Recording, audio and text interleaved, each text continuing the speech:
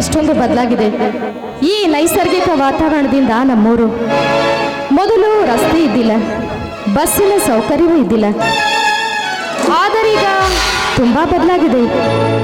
ನಾನು 4 ವರ್ಷದಿಂದ ಕಾಲೇಜ್ ಓದುವುದನ್ನು ಬಿಟ್ಟು ಈ ಊರಿಗೆ ಬಂದಿಲ್ಲ. ಇಲ್ಲಿಯ ಜನ ಕೂಡ ನನಗೆ ಪರಿಚಯವಿಲ್ಲ.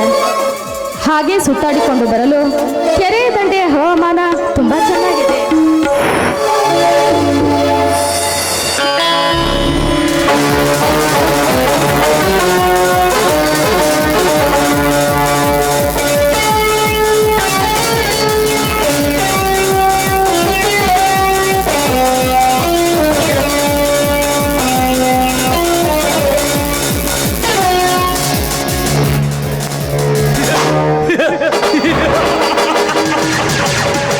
ಆಕಾಶದಲ್ಲಿ ಹಾರಾಡುವುದು ಹೊತ್ತು, ಪ್ರೇಮಿಗಳು ಪ್ರೀತಿ ಮಾಡುವರು ಕದ್ದು, ಈ ಜನರ ನಡೆಯುವ ಹಾಡುವಂತೆ ಒಂದು ಮದ್ದು.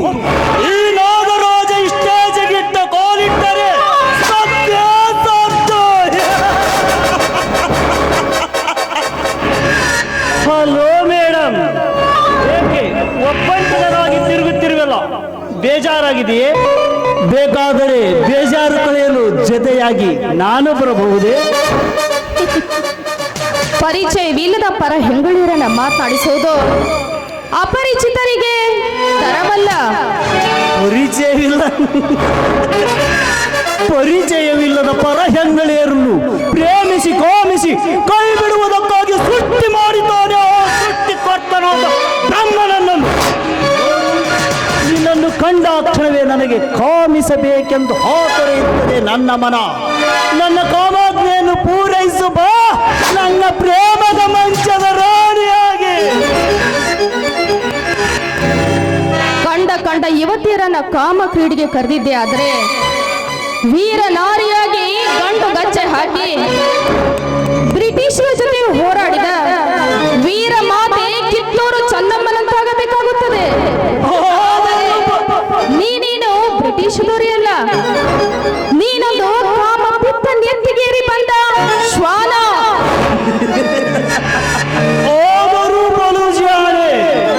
ಹುಚ್ಚು ಹೆಣ್ಣೆ, ಹೆಜ್ಜೆಗೆ ಉತ್ತರಿಸಿದರೆ ನೀನು ಹೋಗಿದ ಬಟ್ಟೆಯನ್ನು ಬಿಚ್ಚಬೇಕಾದೀತು. ಅದು ನನ್ನ ಕೈಯಾರೆ. ನೀನು ಒಪ್ಪಿದರಂತೂ ನಿನ್ನ ಹೆಜ್ಜೆ ಹೆಜ್ಜೆಗೂ ಪುಟಿದೇಳುವುದು ಸುಖದ ಸುಪ್ಪತ್ತಿಗೆ. ನಿನ್ನನ್ನು ಹಾಯಾಗಿ ತೂಗುವ ಯಾಲೆಯಂತೂ ತೂಗಾಡುವೆ. ಒಪ್ಪದಿದ್ದರೆ ಬಲಾತ್ಕಾರದಿಂದಾದರೂ ಹೊತ್ತೊಯ್ದು ನನ್ನ ಆಸೆಯನ್ನು ತೀರಿಸಿಕೊಂಡು ತಿಪ್ಪೆಯಲ್ಲಿ ಬಿಸಾಕಿ ಬಿಡುವೆ. ತಿಪ್ಪೆಗೆ ಎಸೆಯಲಿಕ್ಕೆ ನಾನೇನು ಹಾದರಕ್ಕೆ ಹುಟ್ಟಿದ ಕೂಸಲ್ಲ. ಭಾರತದ ವೀರ ನಾರಿಯ ಗರ್ಭದಲ್ಲಿ ಅವತರಿಸಿದ ಹೆಣ್ಣು. ನಿಮ್ಮಂಥವರನ್ನ ಮಣ್ಣು ಮುಕ್ಕಿಸಲು ಆ ದೇವರು ನಮ್ಮಂಥವರ ಹಿಂದೆ ಸದಾ ಬೆಂಗಾವಲಾಗಿರುತ್ತಾನೆ. దేవుడు ಎక్కడ ಉಂಡವನೇ ನಿನ್ನ దేవుడు? ಆ ದೇವನಿದ್ದ ದ್ವಾಪರ ಯುಗದಲ್ಲಿ ದೇವಮಾನವನಾಗಿ, ಆದರೆ ಇದು ಕಾಮ ಪ್ರೇಮಗಳಿಂದ ಕೂಡಿದ ಕಲಿಯುಗ. ಆ ದೇವರು ಹುಟ್ಟೋದು ಅಂದ್ರೇನು? ನನ್ನಂತ ಕಳನಾಯಕನ ಮಟ್ಟ ಹಾಕೋದು ಅಂದ್ರೇನು? ನಿನ್ನಂತ ಬಣ್ಣ ಬಣ್ಣದ ಸೀರೆಯನ್ನುಟ್ಟದ್ದು ನೋಡಬಾರದೆಂದೇ ಕಲ್ಲಲ್ಲಿ ಕುಳಿತಿದ್ದಾನೆ ದೇವರು ಗುಡಿಯಲ್ಲಿ. ಕಲ್ಲಾಗಿ ಕುಳಿತರು. ತುಂಬಿದ ಸಭೆಯಲ್ಲಿ ದ್ರೌಪದಿಯ ವಸ್ತ್ರಾಪಹರಣವಾದಾಗ ಅವಳಿಗೆ ಅಕ್ಷಾಂಬರವನ್ನಿತ್ತ ಆ ಕೃಷ್ಣ ದೇವನಲ್ಲವೇ? ಯಾರು ಆ ಗೊಲ್ಲ? ಅವನು ದೇವರೇ. ಅವನು ದೇವರಾಗಿದ್ದರೆ 16,000 ಗೋಪಿಕಾಸ್ತ್ರೀಯರೊಂದಿಗೆ ಕಾಮ ಕ್ರೀಡೆಯಾಡುತ್ತಿರಲಿಲ್ಲ. ಅವನು ನನ್ನ ಹಾಗೆ ಸ್ತ್ರೀಯರಿಗಾಗಿ ಹುಟ್ಟಿ ಬಂದ ಒಬ್ಬ ಕಾಮುಕ. ನೋಡು, ನಿನ್ನನ್ನು ನೋಡಿದ ಕ್ಷಣವೇ ಒಪ್ಪಿಗೆ ಆಗಿದೆ. ಮನಸಾರಿ ಮೆಚ್ಚುತ್ತೇನೆ. ಒಪ್ಪಿಗೆ ಆಗಿ ಬರುವೆಯೋ ಅಥವಾ ಇಲ್ಲವೋ ಎರಡರಲ್ಲಿ ಒಂದು ಹೇಳಿಬಿಡು.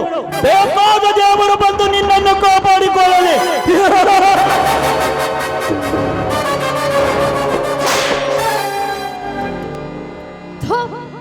ನರ ರಾಕ್ಷಸ ಹೊಲೆಯ ನಿನ್ನ ತಂಗಿಯ ಸಮಾನಳಾದ ನನ್ನನ್ನು ಬಲತ್ಕರಿಸಲು ಬಂದಿರುವೆ ಅಂದ ಮೇಲೆ ನಿನ್ನ ತಾಯಿ ನಿನ್ನನ್ನು ಜಾರತನಕ್ಕೆ ಎಸೆಯಬೇಕು ಎಂದು ಭಾಸವಾಗುತ್ತಿದೆ.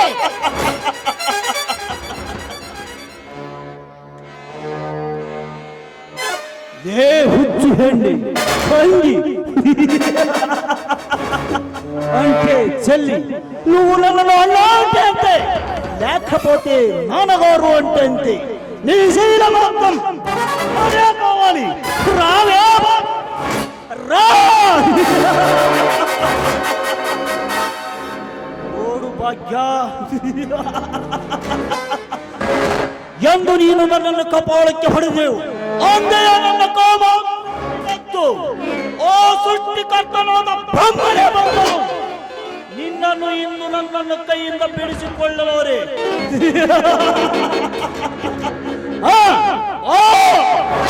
ಯಾರಾದ್ರೂ ಕಾಪಾಡಿ.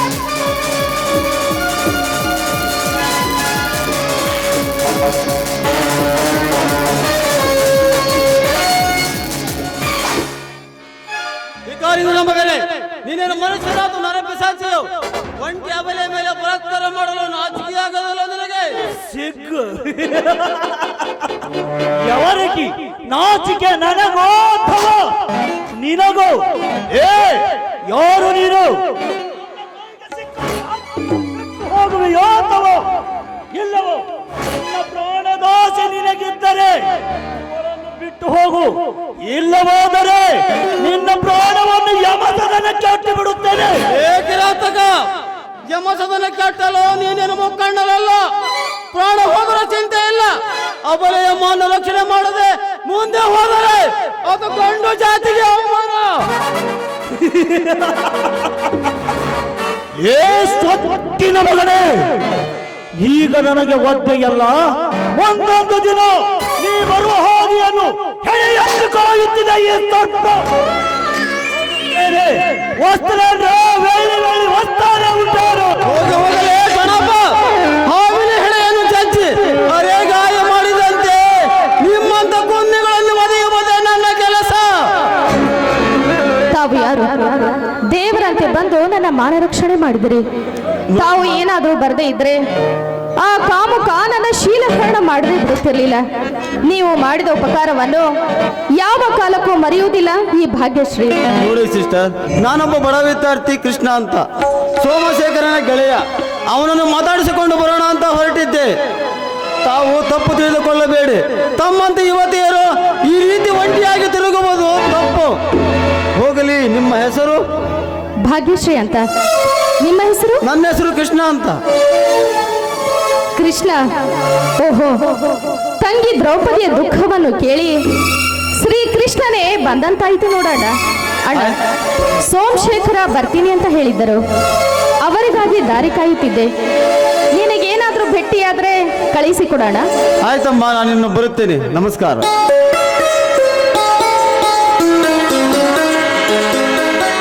ಅಬ್ಬ, ಎಂತೆಂಥ ನೀಚರು ತುಂಬಿದ್ದಾರೆ ಈ ಜಗದಲ್ಲಿ. ಒಬ್ಬನು ಕೆಟ್ಟವನು ಎನ್ನುಕೊಳ್ಳುವಷ್ಟರಲ್ಲಿ ಇನ್ನೊಬ್ಬನು ಒಳ್ಳೆಯವನು ಇದ್ದೇ ಇರುತ್ತಾನೆ. ಈಗ ಕೃಷ್ಣ ಬರದೇ ಇದ್ದರೆ ನನ್ನ ಮಾನ ಮಣ್ಣು ಪಾಲಾಗುತ್ತಿತ್ತು. ಏನೇ ಆಗಲಿ, ಆ ದೇವರ ಆಶೀರ್ವಾದ ಇಂಥವರ ಮೇಲೆ ಸದಾ ಇರಲಿ. ಇದೇನು, ಈ ಸೋಮಶೇಖರ ಇನ್ನೂ ಬರಲಿಲ್ಲವಲ್ಲ? ನಾನು ಮನೆಗಾದರೂ ಹೋಗಲಿ. ಹಾಗೇನಿಲ್ಲ, ಕೊಟ್ಟ ಮಾತಿಗೆ ಎಂದಿಗೂ ತಪ್ಪಿದವರಲ್ಲ ಅವರು. ಬಂದಾದರೂ ಬರಲಿ.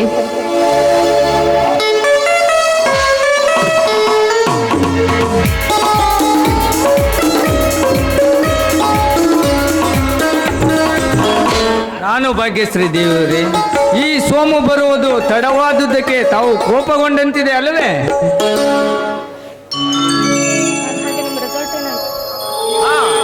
ಏನಾಯ್ತು ನಿನ್ನ ರಿಸಲ್ಟ್? ನೋಡಿ, PUC ಸೆಕೆಂಡ್ ಇಯರ್ ಫಸ್ಟ್ ಕ್ಲಾಸ್ನಲ್ಲಿ ಪಾಸ್ ಆಗಿದೆ. ಅದಕ್ಕಾಗಿ ನಿಮಗೆ ಭೇಟಿಯಾಗಿ ಸ್ವೀಟ್ ಕೊಟ್ಟು ಹೋಗೋಣ ಅಂತ ಬಂದೆ. ಹುಡುಕುವ ಬಳುಕಾಲಿಗೆ ತೊಡಕಾದಂತೆ ನೀವೇ ಬಂದುಬಿಟ್ರಿ. ಹಾ, ನೋಡಿ ಭಾಗ್ಯಶ್ರೀ ದೇವಿಯವರೇ, ಆ ಸರಸ್ವತಿಯ ವರದ ಹಸ್ತ ತಮ್ಮ ಮೇಲಿದೆ. ಅಂದಲೇ ತಾವು ಫಸ್ಟ್ ರ್ಯಾಂಕ್ ನಲ್ಲಿ ಪಾಸ್ ಆಗಿರುವಿರಿ ಅಲ್ಲವೇ? ನೋಡಿ, ಈ ದೇವಿ ಎನ್ನುವ ಪದ ನನಗೆ ಬೇಕಾಗಿಲ್ಲ. ಬರೀ ಭಾಗ್ಯ ಅಂತ ಕರೆದ್ರೆ ಸಾಕು. ಹಾ ನೋಡಿ ಮಿಸ್, ಭಾಗ್ಯ ಭಾಗ್ಯ, ಅದು ವಸಂತ ಮಾಸದ ಕೋಗಿಲೆಯ ಕುಹರವನ್ನು ಕೇಳಿದೆಯಾ? ವಸಂತ ಮಾಸದ ಋತುರಾಜನ ಚೆವಿ ನೆನಪಿಗಾಗಿ ಮಾಮರದಲ್ಲಿ ಕುಳಿತು ಹೇಗೆ ಕೂಗುತ್ತದೆ ಆ ನೋಡು ಕೋಗಿಲೆ. ಅದು ಅಲ್ಲಿ ನೋಡಿ, ತುಂಬಿ ನಿಂತಿರುವ ಆ ಕೆರೆಯಲ್ಲಿ ಆ ಕಮಲದ ಹೂವು ಅದೇಕೆ ಬಾಗಿ ಬಾಗಿ ಹೇಳುತ್ತಿದೆ ಹೇಳಿ ನೋಡೋಣ. ಮಕರಂದವನ್ನು ಹೀರಲು ಬರುವ ಮೃಂಗವನ್ನು ಕೈ ಮಾಡಿ ಕರೆದಂತೆ ಭಾಸವಾಗುತ್ತದೆ. ಬೀಸುವ ತಂಗಾಳಿಗೆ ತಲೆ ಎತ್ತಿ ನಿಂತ ಕಮಲ ಭಾಗ್ಯ ಎದ್ದು ಎದ್ದು ಏಳಿ ನಿಲ್ಲುತ್ತದೆ. ಅಷ್ಟೇ ಅಲ್ಲ, ಆ ಪಕ್ಷಿಗಳು ತೆರೆಯಲ್ಲಿ ಒಂದಕ್ಕೊಂದು ಚುಂಬಿಸುತ್ತಾ ತೇಲುತ್ತಾ ಮುಳುಗುತ್ತಾ ಅದು ಹೇಗೆ ಆಟ ಆಡುತ್ತಿವೆ ಅಲ್ಲವೇ?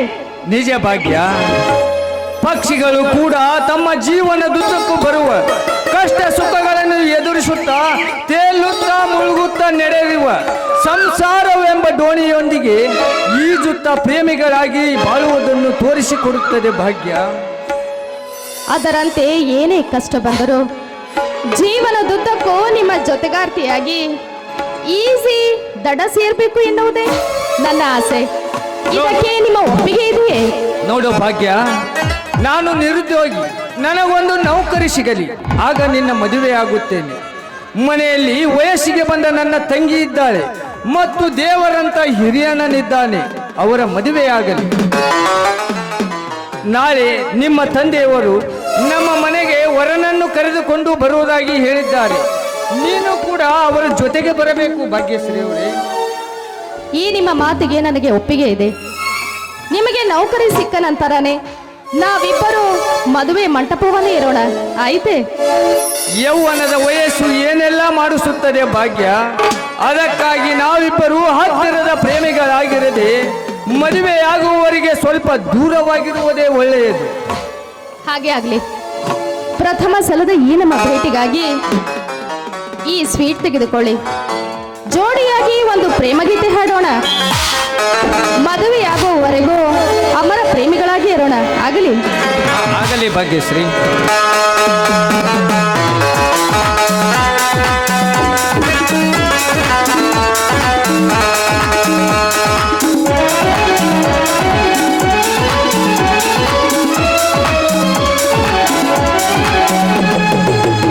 ಜೊತೆಯಾಗಿ ಹಿತವಾಗಿ ಸೇರಿ ನಡೆದ ಸೇರಿ ನುಡಿದ ನನ್ನ ಬದುಕಲ್ಲಿ ಎಂದು ಬೆಳಕಾಗಿರು, ನನ್ನ ಉಸಿರಲ್ಲಿ ಎಂದು ಉಸಿರಾಗಿರು, ನಿನ್ನ ಬಿಡಲಾರೆ ನಾನೆಂದಿಗೂ.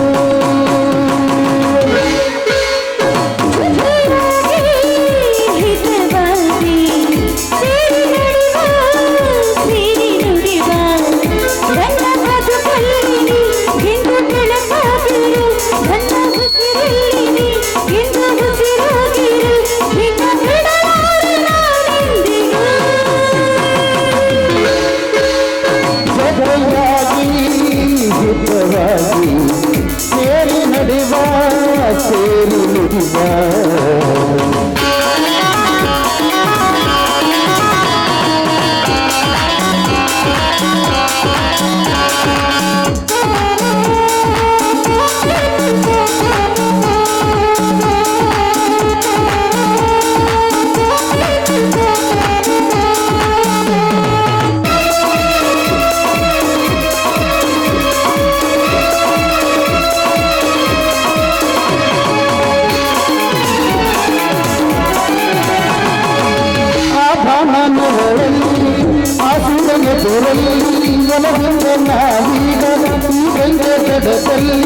ಒಂದಾಗಿ ಸಹಿಯಾದ ಮಾತೊಂದು ನುಡಿದ.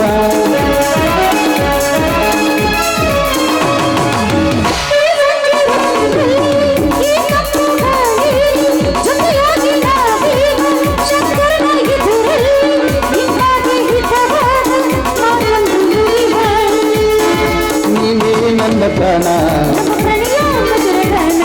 ನೀನೇ ನನ್ನ ಪ್ರಾಣ, ನಿನ್ನ ಬಿಡಲಾರೆ ನಾನೆಂದಿಗೂ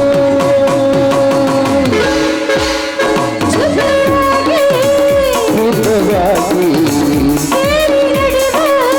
ಸೇರಿ ನುಡಿದ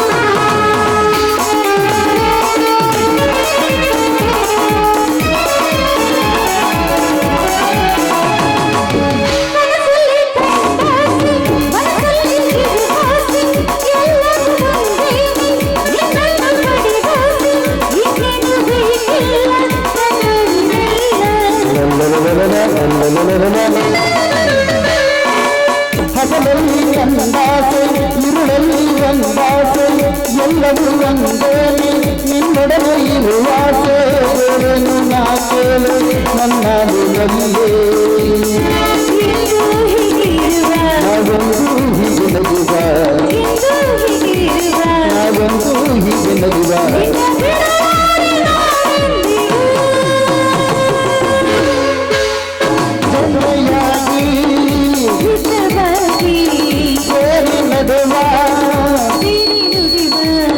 ನನ್ನ ಬದುಕಲ್ಲಿ ನನ್ನ ಉಸಿರಲ್ಲಿ ನಿನ್ನ ಬಿಡಲಾರೆ ನಾನೆಂದಿಗೂ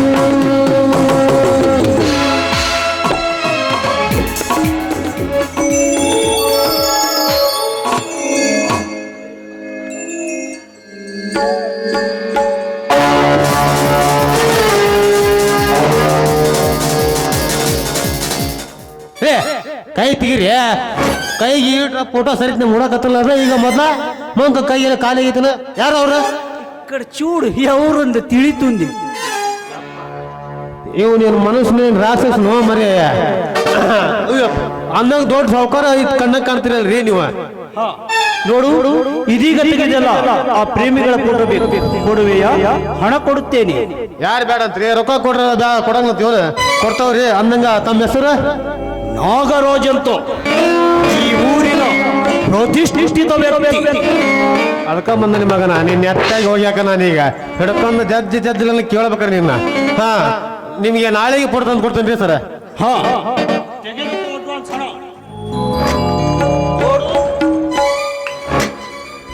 ತಪ್ಪಿದರೆ ಒಂದಕ್ಕೆ 10 ಪಟ್ಟು ಒದ್ದು ವಸೂಲಿ ಮಾಡುತ್ತೇನೆ ಹಾ ನಾನೀಗ ಕನ್ಯಾ ನೋಡಲು ಹೋಗದೆ ಫೋಟೋ ತೆಗೆಯಲು ಬರುವೆಯಾ ಆಯ್ತು ಸರ್ ಖಂಡಿತವಾಗಿ ಬರುತ್ತೇನೆ ನೀವು ಮುಂದೆ ಹೋಗ್ರಿ ನಾನು ಬರ್ತೇನಂತೆ ಇಲ್ಲ ನೀನೇ ಬಸ್ ಸ್ಟ್ಯಾಂಡಿನಲ್ಲಿ ನನ್ನನ್ನು ಕಾಯ್ತಿರು ನಾನು ಸ್ವಲ್ಪ ಹೊತ್ತರಲ್ಲೇ ಬರುತ್ತೇನೆ ಆಯ್ತು ಸರ್ ನನ್ನ ಕತ್ತಿ ವೈದ್ಯ ಹೊಲಿಬೇಕಂದ್ರೆ ಇವ್ ಕತ್ತಿ ಕುಲ್ಕೊಂಡ್ರೆ ಕಾಣತ್ತೆ ಆಯ್ತು ಸರ್ ನಾಳೆ ತಪ್ಪದೇ ತರ್ತೀನಿ ಬರ್ಲಾ ಗುಡ್ ಬಾಯ್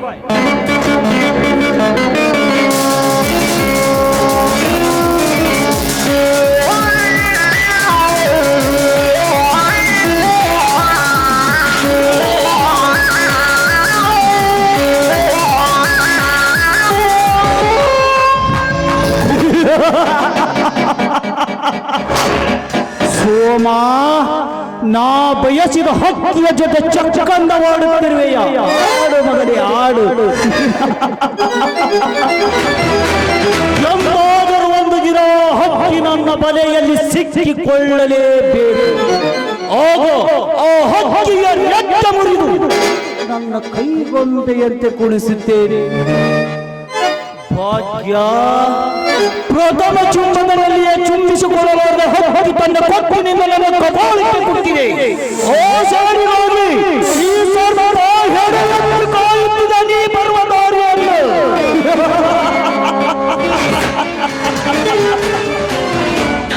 ಭಾಗ್ಯ ಅದಕ್ಕಾಗಿ ಸೋಮುವಿನೊಡೆ ಚಕ್ಕಂದವಾಡುತ್ತಿರುವ ಫೋಟೋವನ್ನು ಹಣ ಕೊಟ್ಟುಕೊಳ್ಳುವುದು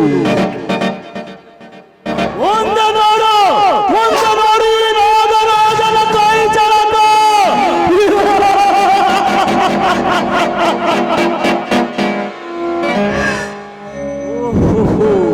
ಅದೇ ಸೋಮಶೇಖರನ ತಂಗಿ ಸುವರ್ಣ ಸೂಳೆಯಂತೆ ನಟಿಸುತ್ತಾ ದೇವಸ್ಥಾನದಿಂದ ಬರುವಳು.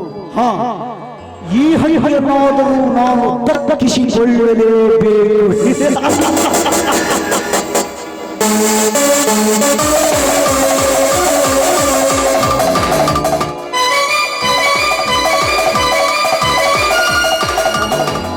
ಯಾರು? ದಯಾನಂದ ತಂಗಿ ಸುವರ್ಣ ಅಂತ ಅಂದ್ಹಾಗೆ ತಾವ್ಯಾರು? ಸುವರ್ಣ ಅಂದರೆ ಬಂಗಾರ, ಚೊಕ್ಕ ಚಿನ್ನದಂತೆ ನಿಮ್ಮ ಕೊರಳಿನಲ್ಲಿ ಕಾಣುತ್ತಿರುವ ಮಾಂಗಲ್ಯವಿರುವುದನ್ನು ಕಂಡು ದೇವರಲ್ಲದ ದೇವಸ್ಥಾನವಿದ್ದಂತೆ ನಿಮ್ಮ ಮನೆಯಾಗಿದೆ. ನಾನೇ ನಾಗರಾಜ್ ಅಂತ. ನಾಳೆ ನಿಮ್ಮ ಮನೆಗೆ ಕನ್ಯಾರ್ಥಿಯಾಗಿ ಬರುವ ಗಂಡು. ನೋಡಿ, ತಾವು ಮನಸ್ಸು ಮಾಡಿದಲ್ಲಿ ತಾವೇ ಈ ಗುಡಿಗೆ ದೇವರಾಗಿ ಮೂರ್ತಿಯ ಮಾಂಗಲ್ಯ ಕಟ್ಟಬಹುದು. ಒಂದು ವೇಳೆ ನೀವು ಮನಸ್ಸು ಮಾಡದಿದ್ದಲ್ಲಿ ಜಗನ್ನಾಚಾರಿ ಕಷ್ಟಪಟ್ಟು ಕಟ್ಟಿದ ಹಾಳು ಹಂಪೆ ಅಂತಾಗುತ್ತದೆ ನನ್ನ ಬಾಳು. ಕರೆಕ್ಟ್ ಸುವರ್ಣ, ಕರೆಕ್ಟ್. ಹಿಂದೊಮ್ಮೆ ಜಗನ್ನಾಚಾರಿ ಕಟ್ಟಿದ ಹಂಪೆ ವಜ್ರ ವೈಡೂರುಗಳಿಂದ ಶೋಭಿಸಿ ತುಂಬಿ ತುಳುಕುತ್ತಿರುವುದು ಈಗ ವೈರಿಗಳ ದಬ್ಬಾಳಿಕೆಗೆ ಸಿಕ್ಕು ನಾಶವಾಗಿದೆ. ಕನ್ಯಾಕುಮಾರಿಯಿಂದ ಗೋಕರ್ಣದವರೆಗೂ ದಕ್ಷಿಣ ಕಾಶಿಯನ್ನೇ ಪ್ರಸಿದ್ಧ ಪಡೆದು ವೈರಿಗಳ ದಬ್ಬಾಳಿಕೆ ನಾಶವಾಗಿದೆ. ಸುವರ್ಣ, ಇಂದು ನೀನು ನನಗೆ ಸುಖವನ್ನಿದ್ದರೆ ನಾಳೆ ನಿನ್ನ ಮದುವೆಗೆ ಒಪ್ಪಿಕೊಳ್ಳುವೆ. ನೋಡಿ, ನೀವು ಗಂಡಸರು ದುಂಬಿಗಳಿದ್ದ ಹಾಗೆ ಒಂದು ಹೂವಿನ ಮಕರಂದ ಹೀರಿ ಮತ್ತೊಂದು ಹೂವಿಗೆ ಹಾರುವುದು ಅದರ ಸ್ವಭಾವ. ಅದರಂತೆ ನೀವು ನನ್ನನ್ನು ಪ್ರೀತಿಸಿ ಸುಖಗೊಂಡು ನಡು ನೀರಲ್ಲಿ ಕೈ ಬಿಟ್ರೆ ಬಾಡಿದ ಹೂ ಅಂತಾಗುತ್ತದೆ ನನ್ನ ಬಾಳು. ಅದು ಹೂವಿನ ಅದೃಷ್ಟ ಸುವರ್ಣ, ಹೂವಿನ ಅದೃಷ್ಟ. ಕೋಗಿಲೆ ಆಗಬೇಕೆಂದು ಕಾಗೆ ಮೊಟ್ಟಿನಲ್ಲಿ ಇಟ್ಟು ಕೋಗಿಲೆ ಸಾಯುತ್ತದೆ. ಆದರೆ ಕಾಗೆ ಅದೇ ಕೋಗಿಲೆ ಮರಿಯನ್ನು ಗುಟುಕನಿಟ್ಟು ರಕ್ಷಿಸುತ್ತದೆ. ಕೊನೆಗೆ ಆ ಕಾಗೆ ಕೋಗಿಲೆಯನ್ನೇ ಮರೆತು ಬಿಡುತ್ತದೆ. ಅದರಂತೆ ನಮ್ಮ ಪ್ರೇಮ ಸಂಬಂಧಕ್ಕೂ ಕಾಗೆಗೂ ಕೋಗಿಲೆಗೂ ಯಾವುದೇ ಸಂಬಂಧವಿಲ್ಲ. ಅದರಂತೆ ನಾನು ಕೂಡ ಏನು ಅರಿಯದ ಮುಂಚೆ ಇದೆ. ನೋಡಿ, ನೀವು ನನ್ನನ್ನು ನಡು ನೀರಿನ ಸಲುವಿಗೆ ಸಿಲುಕಿಸಿದೆ ತಮ್ಮ ಜೊತೆ ಈಜು ದಡ ಸೇರಬೇಕೆನ್ನುವುದು ನನ್ನ ಆಸೆ. ನೋಡಿ, ಸಮಯವಾಯಿತು, ನಾನು ಮನೆಗೆ ಹೋಗಬೇಕು. ದೇವಸ್ಥಾನದಿಂದ ಬಂದ ಈ ದೇವತೆ ಈ ದೇವರಿಗೆ ಪ್ರಸಾದ ನೀಡದೆ ಹಾಗೆ ಹೋಗುವುದೇ? ಹೊರಹೊಮ್ಮಿ ಬರಲಿ ನಿನ್ನ ಮಧುರವಾದ ಗಾನದಿಂದ ಒಂದು ಸಮಗಾಯನ. ದೊರೆಗಳ ಮಾತು ಮೀರುವುದುಂಟೆ, ಬನ್ನಿ ಹೀಗೆ.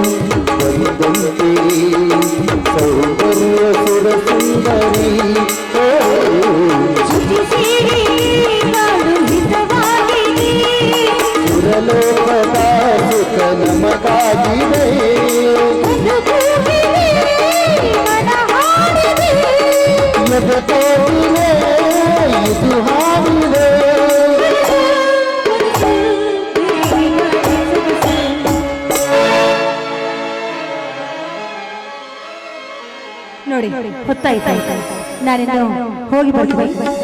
ಆಯ್ತು ಸುವರ್ಣ, ನಾನು ಇಷ್ಟರಲ್ಲೇ ನಿಮ್ಮ ಮನೆಗೆ ಬರುತ್ತೇನೆ. ಆಯ್ತು.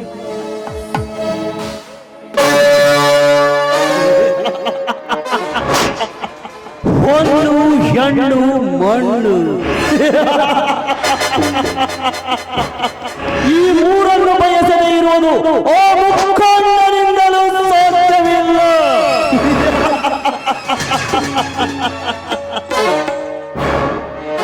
ಹಂಬಲಿಸಿ ಕಾಮಿಸಲು ಹೋದಾಗ ಹೆಣ್ಣೂ ಇದೆ, ಕೈಯಲ್ಲಿ ಹೊನ್ನೂ ಇದೆ. ಮಾರಿಕೊಂಡು ಮಜಾ ಮಾಡಲು ದಯಾನಂದನ ಸಾಕಷ್ಟು ಮಣ್ಣು ಇದೆ.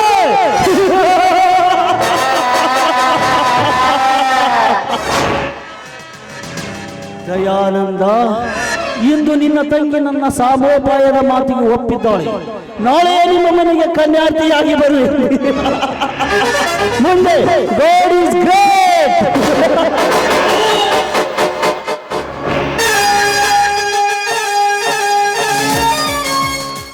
ಹಲಕ ನನ್ನ ಮಕ್ಕಳು ಇರೋದ್ರಿಂದ ರೀ ನಮ್ಮ ಭಾರತೀಯರದ ಮಾನ ಹಾಳಾಗೋಗೈತ್ರಿ ಪಾಪ. ಏನಾರ ಮಾಡಿ ಅಂತಾರಲ್ಲ ಹಿಡಿದ ಜೈಲ್ ಹಾಕ್ಯಾರ. ನಮ್ಮಂತ ಅಧಿಕಾರಿಗಳಿಗೆ ಒಂದು ಬೆಲೆ ಸಿಗದ. ನೋಡ್ರಿ ಕಾಡು ಮುಖ ಇದ್ದಂಗ ಅದ ಇವ. ಇಂಥವ್ರನ್ನ ಹಿಂಗ್ ಇಟ್ಕೊಂಡು ಹಾಕತ್ತೇನ್ರಿ.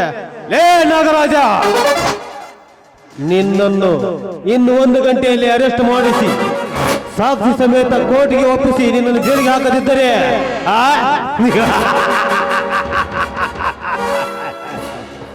ನನ್ನ ಹೆಸರು CID ಪ್ರದೀಪನೇ ಅಲ್ಲ.